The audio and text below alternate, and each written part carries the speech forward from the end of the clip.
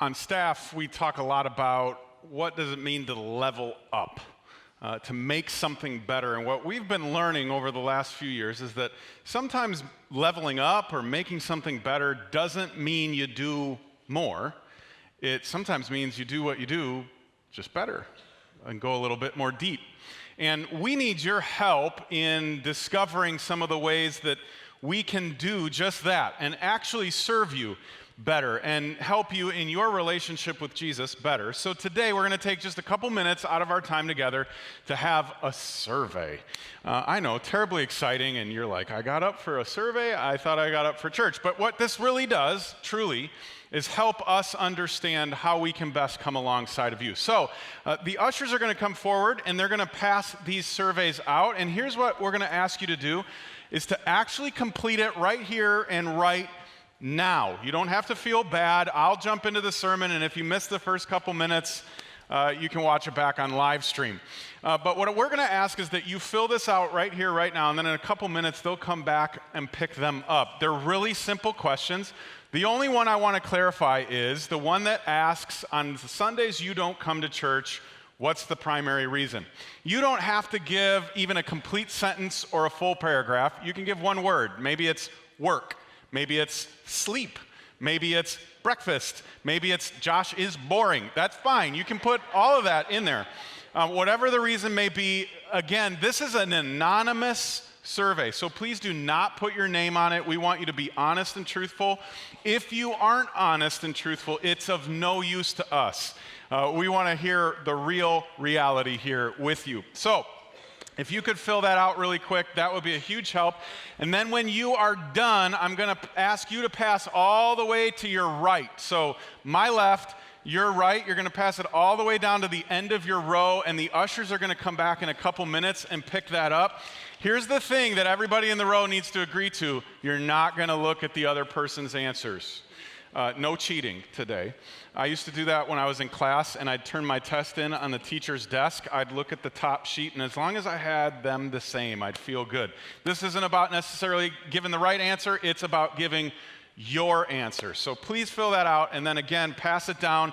The ushers will be looking. They'll come and grab that stack from the person all the way to your right once those are completed, okay?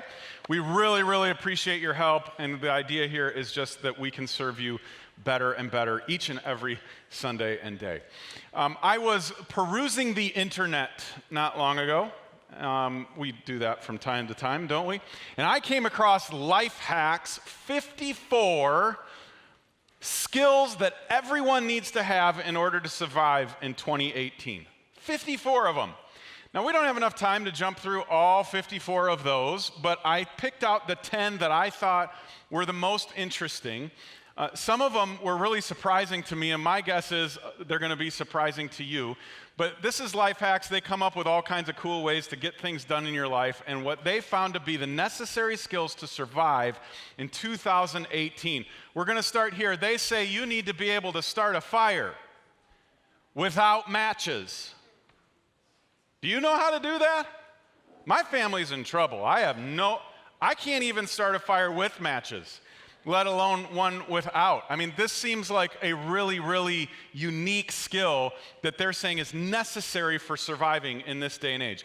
The second thing they said is you need to be able to grow your own vegetables. I got to figure out how to grow my own plants that just are for looks, let alone ones that I can eat and survive on. If you have a garden, we're going to ask you to put your name out there for all of us, so if it goes down, we can show up at your house for some food. If you know how to grow your own vegetables, we're going to survive thanks to you. Third thing is you need to be able to change a tire. Yes, that's important. Tires do go bad. They eventually will pop on you, and you're going to need to know how to put a new one on. I know we live in the future, and cars can drive themselves and all that, but Lifehack says you still need to know how to change a tire. This one really scares me. They say you need to be able to code.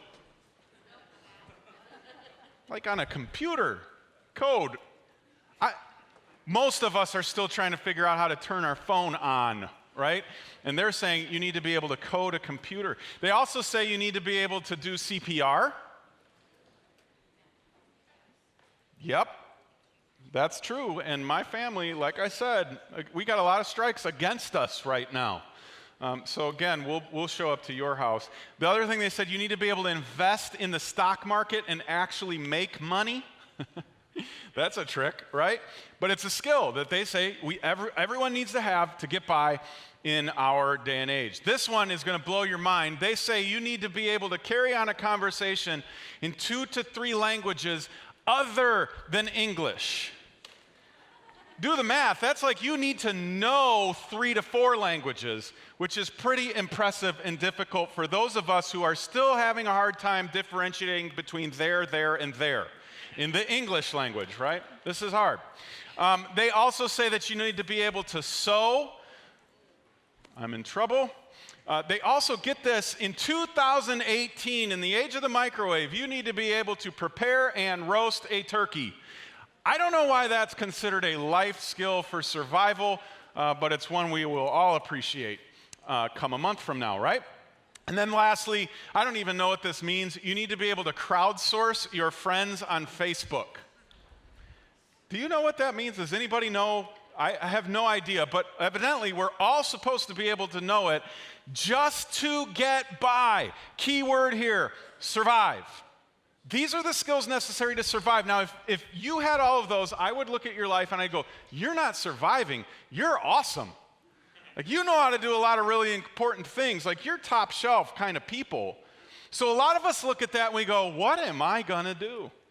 The truth of it is, in one way or another, we all feel like we don't have what it takes to survive. If that's the definition especially, the reality for you and I is that we don't even have the skills necessary to get by. Just get by. So our natural inclination then is, well, we need to redefine what it means to survive. And I think that's wrong. I think we actually need to redefine what it means to thrive. Because everybody has an opinion about this, what you're going to need to get by in life. But this, if we get very precise and very defined, I think it reorganizes and recalibrates all of our thinking about the top thing. If we understand thriving differently than surviving, automatically changes. And what I want to do is unpack that a little bit today by looking at a case study, a story that comes from the Old Testament. Now, I'm going to give you a disclaimer right now. If you grew up in the church, the next 25 minutes are going to ruin your favorite Bible story. You're never going to read it the same. You're never going to tell your kids this story the same. Because I believe that for my entire life, growing up as a Christian, I have missed the point of this story. What we're going to do today is we're going to look through what it means to be a tree life that we've been examining versus a shrub life. In case you haven't memorized Jeremiah 17 yet, we'll review it. This is what we've been unpacking for the last 7 weeks. Jeremiah 17 says, "Blessed are those who trust in the Lord and have made the Lord their hope and confidence. They are like trees planted along a riverbank with roots that reach deep into the water. Such trees are not bothered by the heat or worried by long months of drought. Their leaves stay green and they never stop producing fruit." This tree with the fruit that comes whether it's hot, cold, or somewhere in between is the definition. It's the metaphor we've been using for thriving. And the shrub out in the desert with the stunted life, that's the definition of trusting in human strength. And so this story we're going to look at gives us a vivid picture of the difference, not using plants, but using people. We're going to look at a story where a little guy took on a big guy, but not the big guy you're thinking of. And what we're going to take away from this story is our last component of a thriving life. And I think it goes something like this. Thriving is when we live with perpetual strength, not proportional might. And I'll explain as we go. But if you're going to follow along in your own Bible, you're going to want to find 1 Samuel. But we're not going to start at the beginning of the story. That's where everybody would start. And that's what causes us to miss such an important piece of this narrative. I want to start at the beginning. In 1 Samuel chapter 9. And we're going to meet an individual that most of us don't even realize is an important part of the story, but he's actually the major player. 1 Samuel chapter 9, starting in verse 1. There was a wealthy individual man, or influential man, named Kish from the tribe of Benjamin. His son Saul was the most handsome man in Israel. How would you like that to be on your tombstone? Wouldn't that be awesome? Like, most handsome, most beautiful person in all of Lake County. And everybody remembered you that way for all of time. I don't know how Saul got God to make sure that that stayed in the Bible, but that's pretty awesome. The most handsome man in Israel, head and shoulders taller than anyone else in the land. Saul, who eventually becomes King Saul, is an impressive individual. He's a physical specimen, and it would be easy for people to go, we trust him. We look up to him. He's got this. And what I've done my entire life is when we get into the story of what we call David and Goliath, and we hear about how Israel goes into this, we go, stupid Israel. What'd you trust in your king for? But you and I would too. Think about it. If we were going into battle and Thor was leading the charge, we would feel pretty good too. I don't know what you imagine Saul looking like, but handsome? Yup. Pretty tall guy? Yup. And I understand that some people are going to have a very hard time keying into the rest of this sermon. That was a risk I've taken on purpose. But here's the deal. If this guy was leading us into battle, we would feel pretty good about our chances. Why? Because he's good looking, he's tall, he's strong, he's impressive. And if he's the first one out there, we can take on whatever it is in front of us. In fact, some of us will go, he'll probably just bat those baby blue eyes and the army's just going to fall over, right? So understand our humanity, understand Israel's humanity. They have a champion. This is so important for us because here's where we're wrecking the story. This is not about David and Goliath.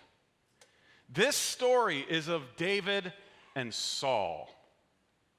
Because out in that battlefield, out in this place that we're going to talk about, it's supposed to be champion versus champion. Tall versus tall. Strong versus strong. It should never, ever have been David. So this isn't about Goliath. He is a supporting character. We always give him the headline and we shouldn't. Because that's not the point of this story. If you jump now to 1 Samuel 17, we'll actually get into it, and you'll start to see how the more we stay focused on Saul, the more Goliath fades to the background. 1 Samuel 17. So the Philistines and Israelites faced each other on opposite hills with the valley between them. Now I want to talk about this valley for a minute because 1 year ago today, I was there. I stood in what's called the Valley of Elah. And it's an interesting place to actually go. This is one of those times where understanding the geography of the story that we're reading makes the story entirely different. This is the valley that David fought Goliath in. Now here's what I want to point out and what's so fascinating to me. Israel camped on this hillside, and the Philistines camped on this hillside.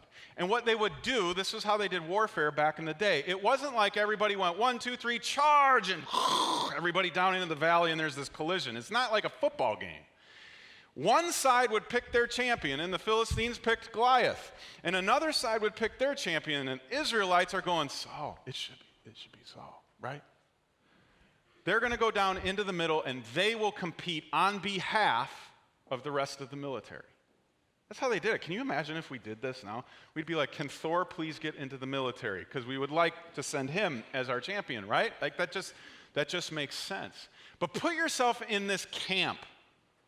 You're sitting on the side of the mountain, on your side of the valley, and it's not like the enemy is states away or even stadiums away. They are literally right there. You can see them. You can hear them. And when the sun goes down, you see the torches get lit. And there are a lot of torches. You can hear them laughing. You can hear them probably doing their football, rah-rah, we're going to go get them kind of stuff just to intimidate you, and you are shaking in your boots. I can tell you, if I was in that camp and I saw those torches and I heard those people and I was as scared as I assume they are, I would be going, but we have Saul. Remember the most handsome man in all of Israel? Remember the one who's taller by a head and shoulder than anybody else? The king? At least we got him. Because this is the description of the opponent. Now, this is why it's so good to start in chapter 9 and get a physical description of Saul, because what you get first about Goliath is a physical description. Listen to this. Then Goliath, a Philistine champion from Gath, came out of the Philistine ranks to face the forces of Israel. He was over 9 feet tall. Dude was a freak. I mean, think about this. Every single week when I'm in the welcome room and I meet somebody for the first time, I can predict to you the first words out of their mouth. Whoa, you're really tall. Everybody says that because for whatever reason, this distance makes it weird, and then they see me and they're looking up my nose, and that's uncomfortable, right? And so here's the thing to think about. I am 6.5 feet tall, and we all go, that's tall. Goliath is 2.5 feet taller than I am. When we talk about him being a giant, when I was a kid, I imagined like this transformer that became a 15-story behemoth. He's just 9 feet tall, is gargantuan. And the physical description goes on from there. We're not going to take the time to read it, but you should, in your own Bible, read about his armor and what it weighed. It weighed like people. You could measure the weight of his armor in people.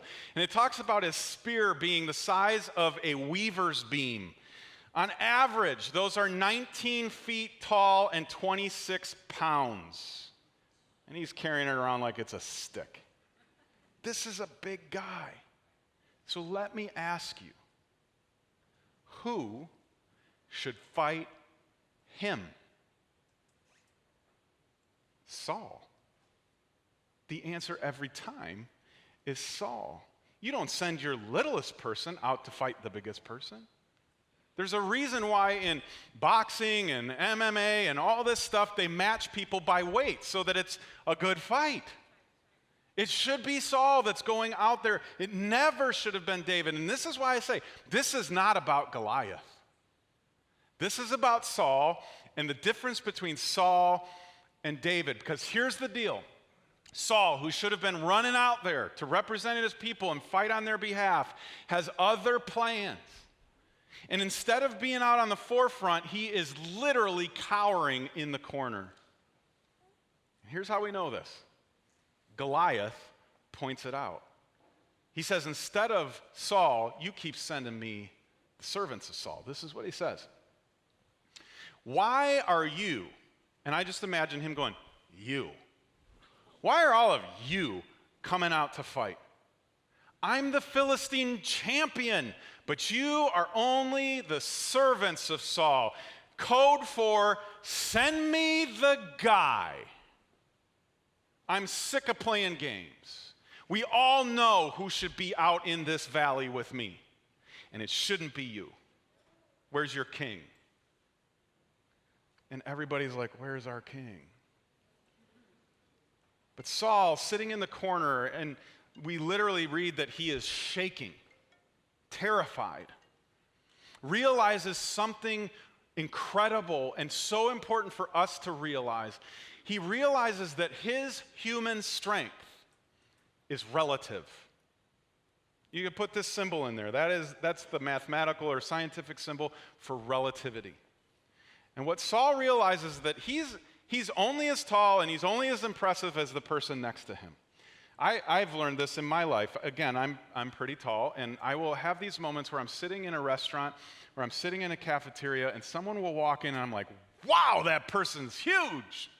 Look at how big they are. They're a freak. Like, they're so big. And then somehow, some way, I end up standing next to them, and I'm taller than they are. Right? Like, because it's relative. When I look at them compared to other people, they're really, really tall. And then I get up and go, they're not so tall. I am. This is how it works. This is how it might work in your life. The amount of gas you need is relative to the amount of miles that you've driven. Have you ever noticed that? You need more gas the lower the needle gets. This just always works that way. They're related. You understand one thing in reference to something else. I learned this the hard way. The value of your home is relative to the value of their home. Yeah, all you people that said the best investment is to buy a house, they don't put that in the pamphlet. That when you go to sell it, it matters what the other houses have sold for. I know you're smart and you knew that, but nobody told me. But that's how it works, and so much of our life is defined by whatever it's next to. And for Saul, he realizes that his might is relative to Goliath's might. When Saul's just walking around with all the people of Israel, he's really impressive. But you put him out here with this guy, and it's an entirely different story. He's living with proportional, relative might. And you and I are given a choice. He decides, I'm going to survive, and literally just hides out. But you and I, we have the ability to live with perpetual strength, not proportional might. And we learn about this, we see this, not in Saul figuring it out, not in Goliath laying it out for us on some whiteboard, but in the life of David. Because what David does is he decides he's going to tap into this perpetual strength. He's going to live the tree life planted by the riverbank that allows him to bear fruit in and out of season, no matter what challenge is in front of him. Now, here's what's interesting. David arrives on the battlefield, and he's come to bring food for his brothers. Now, this is so cool to me. I love it. I love it when people step into shoes way bigger than they are, because that's what David does. Now, full disclosure, up until this point, David was a shepherd boy. Boy, B-O-Y, like small, young. We're not talking about an 18-year-old who's, ahead of the growth curve at the doctor's office. We're talking about a boy who tends to sheep out in the field. Now, what's really crazy is he's coming into this moment having killed both a bear and a lion with his bare hands. It's pretty impressive, but that's a factor in what he's about to say, because what he's about to say is incredible to me. Listen to this. David says, don't worry about this Philistine. What are you guys freaking out about? He's just a 9-foot, telephone pole spear killer. Don't worry about him. I'll go fight him. And everybody in all of Israel laughed. You're going to go fight him? You are a pipsqueak. Have you seen this guy? And what David says next is so profound and so important for us, because every single one of us at one point or another have felt like the pipsqueak. Because the challenge in front of us is big and scary and overwhelming. And what David says next is, the Lord who rescued me from the claws of the lion and the bear will rescue me from this Philistine. He does not say, I will win. Who does he say will win? The Lord will win. And then he says it in such a particular way. He says the Lord will win, not the Lord could win, or the Lord can win, or the Lord might win, or the Lord will maybe win. He says the Lord will win. It is a foregone conclusion, end of discussion.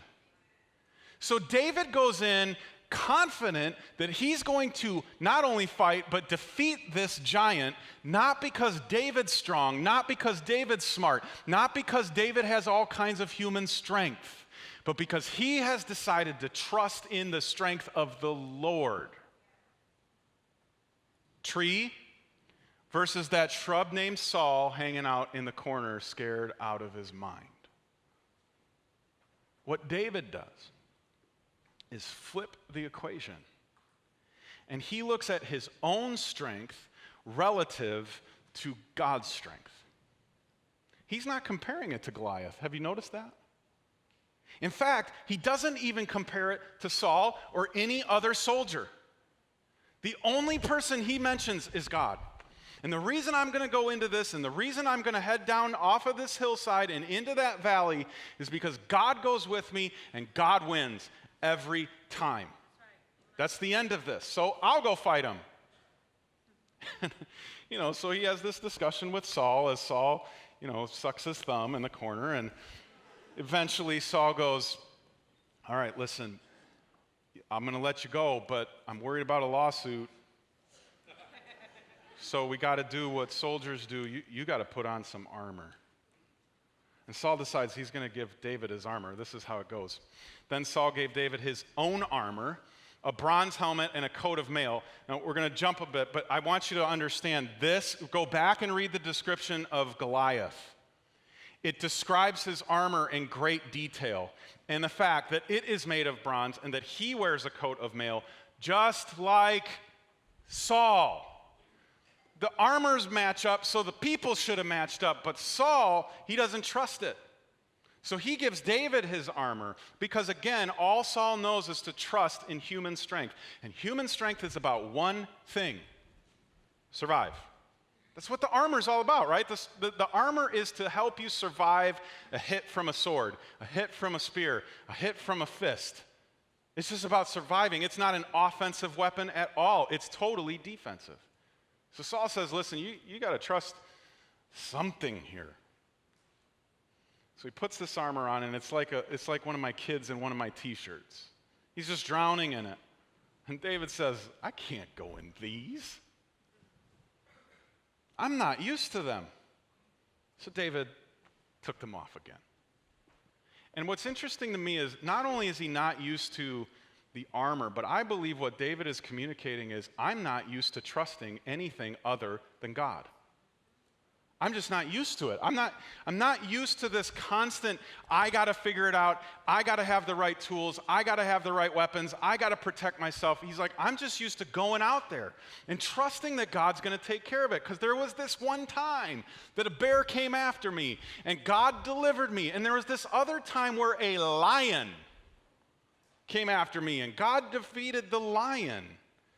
All I know how to do is trust God because he has perpetual strength, meaning there is no limit, there is no expiration date, there is no giant too big for him. The lesson for you and I is not that you've all got a giant in your life and you just got to go out and face it. We're done with that sermon on this story. The lesson here is that you have a choice to live with perpetual strength and not proportional strength.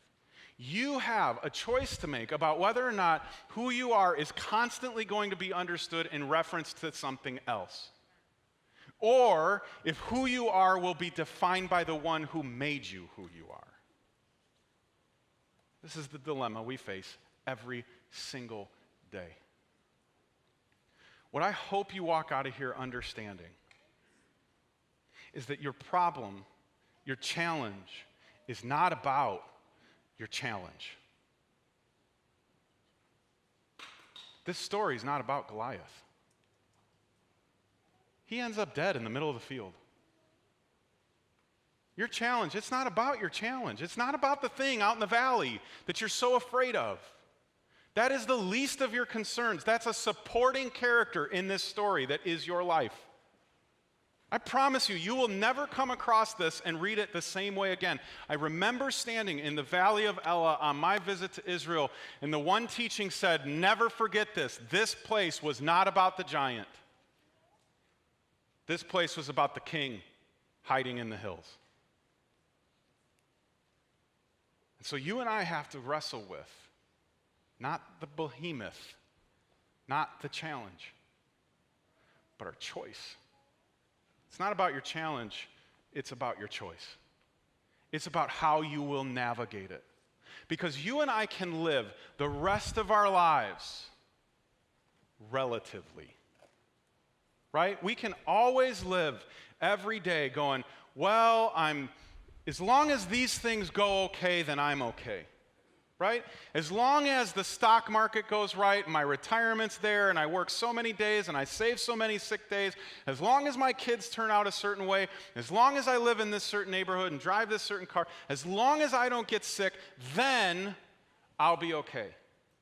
If you were to sit down with a piece of paper, and I know this even though we've been talking about this, if you sat down with a piece of paper and you were to define thriving, you would probably list a bunch of things that are relative.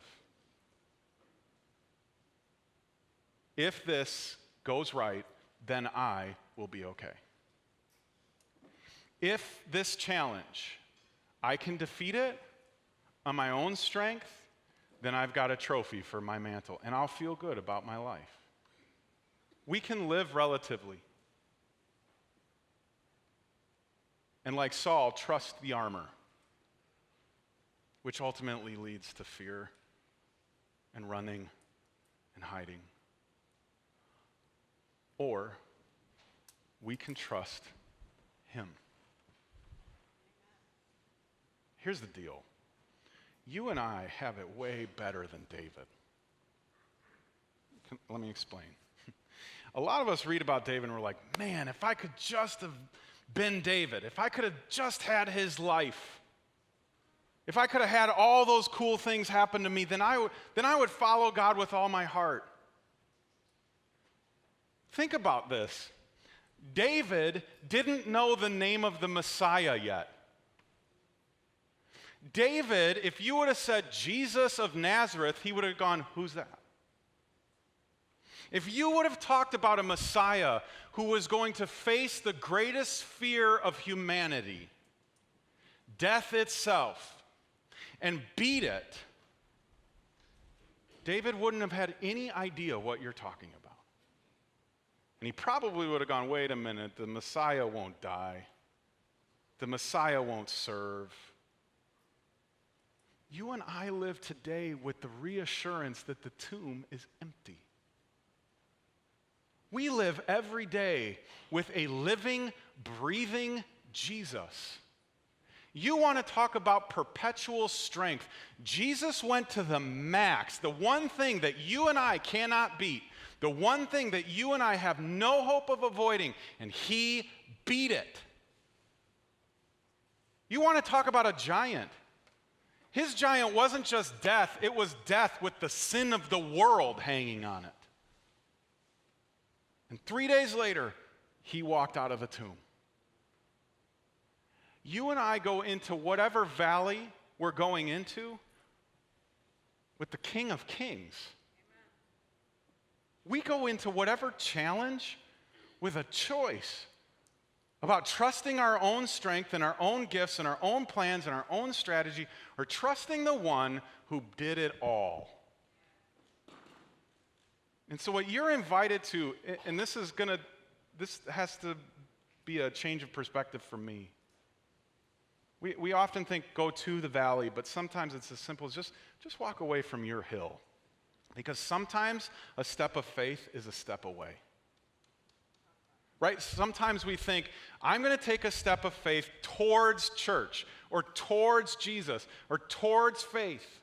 And sometimes a step of faith is a step away from my strength, my strategy, my gifting, or what dad told me, or what mom told me, or what my family has done for all these years. It's walking away from that. Remember, David left armor on the hill. He left other military people on the hill. They all thought they knew how to do it. And David said, I got a different idea. So I am going to literally walk away from that and out into this valley where there's all kinds of chaos. But I walk into that valley with the God who's already shown me he can beat anything that steps in my path. And then you and I fast forward all of these centuries and millennia later, and we know the name of the Messiah. We know that there is nothing bigger or stronger than Jesus. His strength is perpetual. There's no limit. And what he invites you and I to is to live with that perpetual strength instead of our proportional might. You see, so often we think thriving. When you heard the name of this series, you're like, cool, he's going to teach us the life skills to make it in life. I'm going to make more money. I'm going to know more people. I'm going to have better things. And I'm guessing at the end of it, you're kind of disappointed because you're going, so the answer is Jesus, just like I thought? Yeah, it is. Because you and I remember where we started. We don't have what it takes to survive, according to any standard. But he does. So the key to thriving is not a better version of you. It's him. Walking step in step and hand in hand with him. Here's what I believe. And I didn't make this up. This is not original to me. But following Jesus makes your life better. Because he's better. And it just makes you better at life. Because he's better at life. Amen. This is about Jesus. It's not about us. We don't have what it takes. We can't even survive. But he gives us the ability to thrive and to make an impact and to make a difference and to bear fruit no matter what season of life we find ourselves in. Let's pray. Lord, we